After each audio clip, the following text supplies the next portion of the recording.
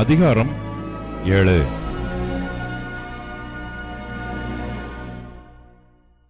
பரிமள தைலத்தை பார்க்கிலும் நற்கீர்த்தியும் ஒருவனுடைய ஜனன நாளை பார்க்கிலும் மரண நாளும் நல்லது.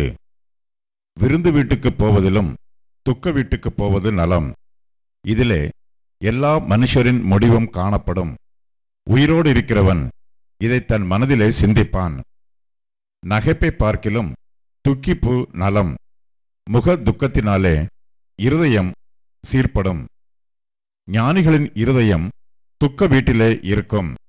மூடரின் இருதயம் களிப்பு வீட்டிலே இருக்கும். ஒருவன் மூடரின் பாட்டை கேட்பதிலும் ஞானியின் கடிந்து கொள்ளுதலை கேட்பது நலம். மூடனின் நகைப்பு பானையின் கீழ் எரிகிற முள்ளுகளின் படபடப்பைப் போல் இருக்கும். இதுவும் மாயையே. இடுக்கனானது ஞானியையும் பைத்தியக்காரனாக்கும். பரிதானம் இருதயத்தை கெடுக்கும். ஒரு காரியத்தின் துவக்கத்தை பார்க்கிலும் அதன் முடிவு நல்லது. பெருமையுள்ளவனை பார்க்கிலும் பொறுமையுள்ளவன் உத்தமன். உன் மனதில் சீக்கிரமாய் கோபம் கொள்ளாதே. மூடரின் நெஞ்சிலே கோபம் குடிகொள்ளும். இந்நாட்களை பார்க்கிலும் முன்னாட்கள் நலமாய் இருந்தது என்று சொல்லாதே. நீ இதை குறித்து கேட்பது ஞானமல்ல. சுதந்திரத்தோட ஞானம் நல்லது. சூரியனை காண்கிறவர்களுக்கு இதனாலே பிரயோஜனம் உண்டு. ஞானம் கேடகம், திரவியமும் கேடகம். ஞானம் தன்னை உடையவர்களுக்கு ஜீவனை தரும். இதுவே அறிவின் மேன்மை.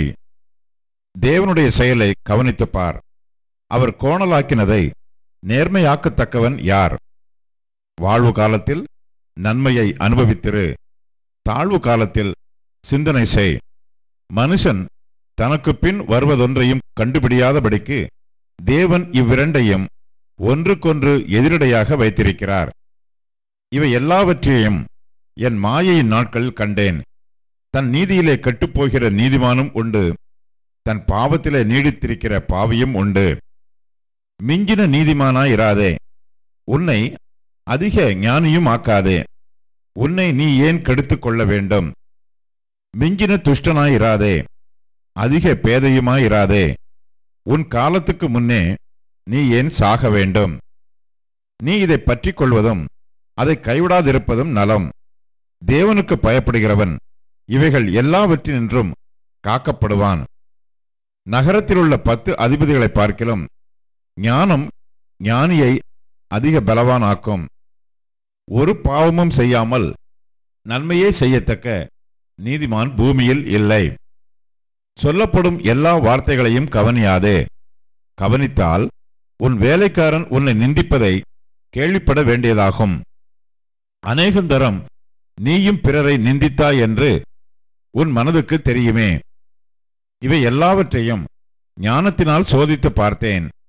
நான் ஞானவானாவேன் என்றேன். அது எனக்கு தூரமாயிற்று. தூரமும் மகா ஆழமுமாயிருக்கிறதை கண்டடைகிறவன் யார்?